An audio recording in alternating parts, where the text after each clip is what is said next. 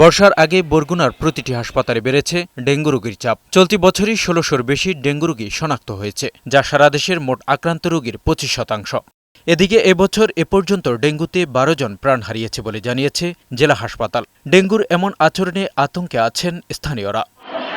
Dengue রোগীর সংখ্যা বৃদ্ধি পাওয়ায় হাসপাতালেও সেবা কার্যক্রম ব্যাহত হচ্ছে। পর্যাপ্ত সেবা পাচ্ছে না বলে অভিযোগ করেছেন রোগী ও স্বজনরা।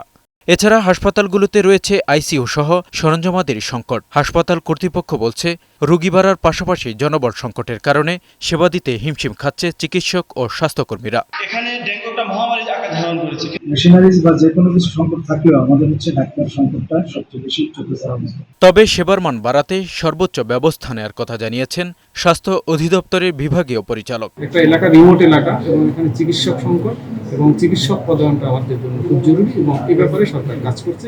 ডেঙ্গু পরিস্থিতি নিয়ন্ত্রণের বাইরে চলে যাওয়ার আগে স্থানীয় প্রশাসন শহর পরিষ্কার করার উদ্যোগ নেবে, এমনটাই প্রত্যাশা স্থানীয়দের। এমজে জুয়েল, বৈশাখী সংবাদ।